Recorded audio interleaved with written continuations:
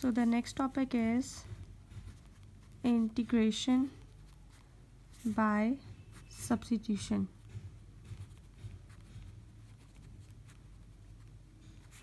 ठीक है, अब यहाँ पे हम लोग क्या करते हैं कि किसी भी इंटीग्रल को हम लोग रिड्यूस कर देते हैं किसी भी स्टैंडर्ड फॉर्म में, और उसको फिर जो है हम लोग उसको इजीली इंटीग्रेट कर सकते हैं। सब जिस तरह से एग्जांपल पे ले लेती हूँ, एक मेरे पास एग्जांपल है दैट एवेलुएट इंटीग्रल हमारे पास है sign 5t D of T. ठीक है, अब इसको सॉल्व करना हमारे लिए थोड़ा सा टफ है, तो इसके लिए सबसे पहले मैं इसको कन्वर्ट कर लेती हूँ किस में, स्टैंडर्ड फॉर्म के अंदर। कि किस तरह से कि मैं लेट कर लेती हूँ यहाँ पे कि 5t को मैं सम x के इक्वल लेट कर लेती हूँ खुद से। ठीक है, अब मैं डेरिवेटिव ले लेती हूँ बोथ साइड पे, तो यहाँ पे मेरे पास डेरिवेटिव क्या आ जाएगा, मेरे पास सिंपल इसका अगर मैं या इसको मज़ीद सिंप्लीफाई कर दूँ, सो t इक्वल्स टू 1/5x। अब डेरिवेटिव ले लेती हूँ बोथ साइड पे, so dt that is equals to 1/5tx। ठीक है, तो ये मेरे पास कह लो कि सिंपल क्या आ गया कि मैं इसको ये जो 5t है इसको लेट कर लेती हूँ x के, देन t जो है वो किसके इक्वल हो जाएगा, ये 5 इक्वल के इस तरफ चला गया 1/5, और यहाँ पे क्या आ जाएगा dt that is equals to 1/5dx। अब ये जो वैल्यूज़ हैं इन वैल्यूज़ को मैं यहाँ पे पुट कर देती हूँ, तो आपके पास इंटीग्रल क्या बन जाएगा, इंटीग्रल साइन और 5t मैंने किसके इक्वल का, इक्वल्स टू मैंने x कह दिया, तो यहाँ पे x आ जाएगा, और dt की जगह मेरे पास dt की क्या वैल्यू है 1/5dx। ठीक है, अब ये 1/5 कांस्टेंट है, इसको मैं इक्वल के बाहर ले लेती हूँ, सो 1/5 सॉरी इंटीग्रल के बाहर ले लूँगी 1/5 इंटीग्रल साइन x dx। अब देखिए ये मेरे पास सिंपल फॉर्म आ गई इंटीग्रल की, यानी कि मैंने इसको कन्वर्ट कर दिया किसके अंदर, सिंपलेस्ट फॉर्म के अंदर। अब इसको आपको पता है कि साइन की इंटीग्रेशन क्या है मेरे पास cos x, तो क्या आ जाएगा minus cos of x plus some c। तो ये मेरे पास किसकी इंटीग्रेशन आ गई, इस फंक्शन की, माइनस cos x, या इसको सिंपली आप लिखो सो 1/5 cos x प्लस c, ये मेरे पास रिजल्ट आ गया। अब इसमें अगेन जो हमने इधर सब्स्टिट्यूशन की, ठीक है, वही सब्स्टिट्यूशन में बैक इधर पुट कर देती हूँ। तो x की वैल्यू क्या हमने रखी थी कि x की वैल्यू किसके इक्वल है 5t, तो यहाँ पे क्या आ जाएगा cos 5t प्लस c। तो ये आंसर आ गया मेरे पास, ये जो इंटीग्रल था इसका, कि आपने क्या किया, कोई सा भी इंटीग्रल है उसको आपने उसमें सब्स्टिट्यूशन कर दी कि उसको सिंपलेस्ट फॉर्म में ला के, ठीक है, इजी फॉर्म में रिड्यूस करके देन आपने उसको इजीली जो है वो उसको इंटीग्रेट जो है वो कर लिया। इसी तरह ही मेरे पास अनदर क्वेश्चन जो है वो मैं ले लेती हूँ, अनदर एग्जांपल। तो वो मेरे पास क्या है, आपके पास कोई सा भी इंटीग्रल है, 2 जो है यहाँ पे मेरे पास मल्टीप्लाई हो रहा है x cos ऑफ, कह लो कि सिंपल आपके पास x स्क्वायर dx। ठीक है, अब ये आपके पास कोई सा भी इंटीग्रल है और आपने इसको सॉल्व करना है। ठीक है, तो सबसे पहले हम इसको सिंप्लीफाई कर लेते हैं। तो सिंप्लीफाई करने से मेरे पास क्या आ जाएगा, यहाँ से 2 को मैं अंदर ले आती हूँ, सो क्या आ जाएगा 2x into cos x square dx, और मज़ीद इसको कर लूँ तो मेरे पास क्या आ जाएगा cos x square into 2x dx।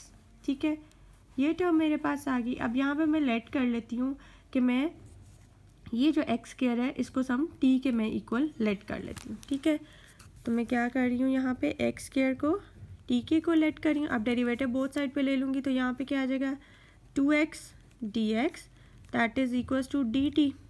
ठीक है, तो ये मेरे पास रिजल्ट आ जाएगा जब मैंने इसका डेरिवेटिव ले लिया बोथ साइड पे। अब ये सारी कंडीशन जो है, ये जो टर्म्स हैं इसको मैं इस इक्वेशन में पुट कर देती हूँ। ठीक है, तो मेरे पास इक्वेशन जो है ये मैं अगेन यहाँ पे राइट अप कर लेती हूँ। सो मेरे पास क्या थी, cos x square into 2x dx। ठीक है, अब एक्स स्क्वायर की जगह मैंने क्या पुट कर दिया, t पुट कर दिया, और 2x dx की जगह मैं क्या पुट कर देती हूँ, dt। तो अब आपके पास ये सिंपल फॉर्म आ गई कि cos ऑफ t dd। अब cos ऑफ t की इंटीग्रेशन जो है वो मेरे पास सिंपली क्या है, sin t plus some c।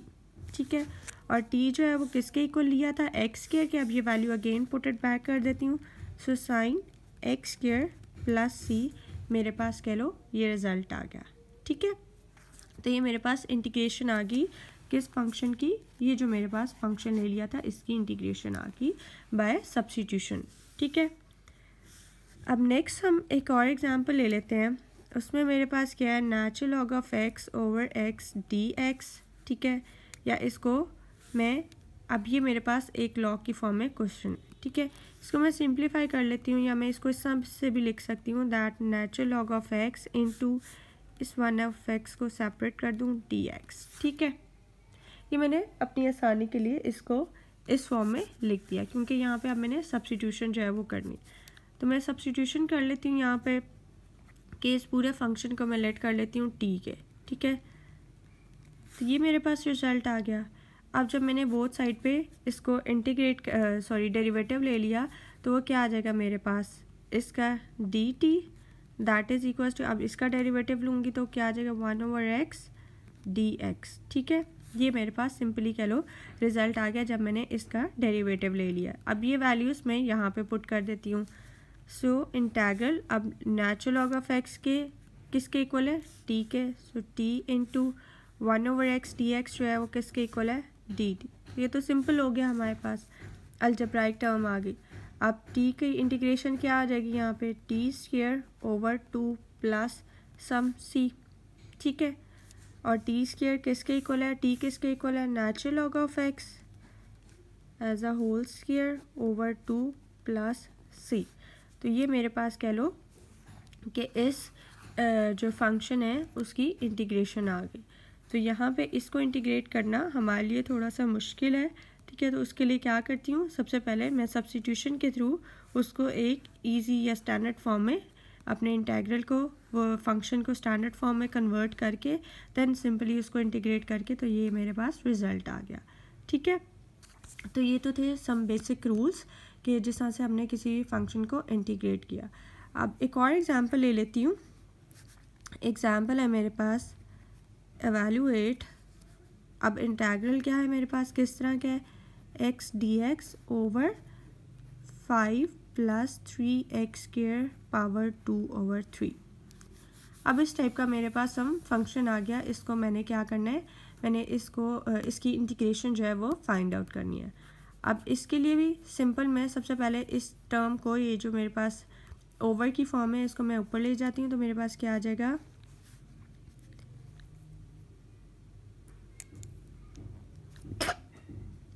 5 + 3x²। अब इसको जब ऊपर लेके जाऊंगी तो -2/3 इंटू एक्स डी एक्स। ये मेरे पास इसकी कह लो सिंपलेस्ट फॉर्म आ गई। अब यहाँ पे मैंने सब्स्टिट्यूशन जो है वो कर लेनी है। तो मैं ये जो टर्म है 5 + 3x², इसको लेट कर लेती हूँ किसके, टी के। So 5 + 3x² that is equal to T. अब जब मैंने डेरिवेटिव ले लिया तो यहाँ पे क्या आ जाएगा, 6x dx that is equal to D T. ठीक है, ये रिज़ल्ट मेरे पास आ जाएगा। अब यहाँ पे या इसको मज़ीद कर देते हैं 1/6 dt। ठीक है, अब इन तमाम वैल्यूज़ को मैं यहाँ पे पुट कर देती हूँ। तो क्या आ जाएगा, t पावर -2/3 और x dx की क्या वैल्यू है, 1/6 dt इंटू 1/6 dt। ठीक है,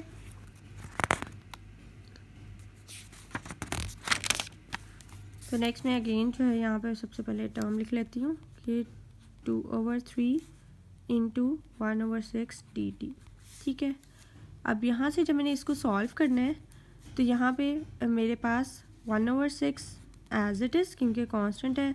जब मैंने इसको इंटीग्रेट करना है तो क्या आ जाएगा, t पावर -2/3 में +1 ऐड हो जाएगा और इसी से ही डिवाइड हो जाएगा प्लस सम c। ठीक है, तो जब इसको सॉल्व किया 1/6 इंटू टी पावर, अब यहाँ पे क्या आ जाएगा 1/3 ओवर 1/3। ठीक है, 3 यहाँ पे मेरे पास ऊपर चला गया। सो 3/6 into T power 1/3 plus some c। ठीक है, तो यहाँ से क्या आ जाएगा 1/2 and T power 1/3 plus c। ठीक है, और t जो है वो मैंने किसके लेट किया था, 5 + 3x² के और 1/3 एज इट इज़ और प्लस सी। तो ये मेरे पास कह लो कि आंसर आ गया। ये जो मेरे पास क्वेश्चन था कि जिसमें मैंने इस चीज़ को एवेलुएट करना था, तो इस चीज़ को एवेलुएट करने से मेरे पास क्या इसका सोल्यूशन आ गया लाइक दिस। ठीक है, तो यहाँ पे मैंने सब्स्टिट्यूशन के थ्रू इसको सॉल्व किया। इसी तरह से मैं अनदर एग्जांपल ले लेती हूँ कि जहाँ पे मेरे पास x into x square minus 9 dx। अब इस तरह का मेरे पास कोई सा भी फंक्शन है। ठीक है, अब मैंने इसको इंटीग्रेट करना है। ठीक है, तो उसके लिए अब सब्स्टिट्यूशन के थ्रू मैं लेट कर लेती हूँ कि एक्स स्क्वायर माइनस 9 को किसके इक्वल ले लेती हूँ, t के। देन बोथ साइड पे डेरिवेटिव ले लूँगी तो क्या आ जाएगा 2x dx that is equals to dt and then x dx that is equals to 1/2 dt। ये रिज़ल्ट आ जाएगा। ठीक है, अब यहाँ पे मैं इसको अरेंज कर लेती हूँ। क्या आ जाएगा एक्स स्क्वायर लाइक दिस। अब वैल्यू सब्स्टिट्यूट कर देती हूँ। ठीक है, तो t अंडर रूट को मैं पावर 1/2 की फॉर्म में लिख सकती हूँ। ठीक है, और x dx की जगह क्या आ जाएगा 1/2 dt। अब ये बाहर आ गया t पावर 1/2 dt। ठीक है, इसको इंटीग्रेट किया, so 1/2 into t power 1/2 plus 1 over plus 1 plus some c। अब जब इसको सॉल्व किया तो क्या आ जाएगा t पावर 3/2। तो आपके पास क्या आ जाएगा 1/2। ठीक है, into t power 3/2 over 3/2 plus c। अब ये जो 2 है ये यहाँ पे ऊपर चला जाएगा, तो आपके पास क्या आ जाएगा 2/2। अभी सिंपली मैं एज इट इज़ लिख रही हूँ t power 3/2 over 3 plus c। Cancel out हो गया, जस्ट क्या आ गया आपके पास दिस टर्म। ठीक है, तो यहाँ से 1/3 इंटू टी, अब क्या लेट किया था मैंने एक्स स्क्वायर माइनस 9। ठीक है, तो ये वैल्यू मैं यहाँ पे पुट कर देती हूँ, एक्स स्क्वायर माइनस 9 टी की value 3/2 as it is plus some C. ठीक है, तो ये मेरे पास कह लो कि इसका रिज़ल्ट आ गया या इस क्वेश्चन का सोल्यूशन आ गया। तो यहाँ पे मेरे पास क्वेश्चन में क्या था, दो फंक्शंस जो हैं, मेरे पास ये एक फंक्शन था, तो यहाँ पे मैंने सब्स्टिट्यूशन के थ्रू उसको सॉल्व किया कि मैंने x के माइनस 9 को t के लेट कर लिया, देन इसका डेरिवेटिव ले लिया, तो मेरे पास ये टर्म आ गई। अब x dx की जगह मैंने इस वैल्यू को पुट कर दिया और x के माइनस 9 की जगह t को। सो t और अंडर रूट की क्या वैल्यू है, इसको 1/2 की फॉर्म में लिख सकती हूँ। सो t पावर 1/2 इंटू मेरे पास क्या आ जाएगा 1/2 dt। फिर फर्दर क्या कर लिया 1/2 को मैंने कांस्टेंट है बाहर ले लिया और आपके पास जस्ट ये टर्म आ गई t पावर 1/2 dt। अब सिंपली इसको इंटीग्रेट कर लिया तो क्या आ जाएगा 1/2 into T power 1/2 plus 1 over 1/2 plus 1 plus some c।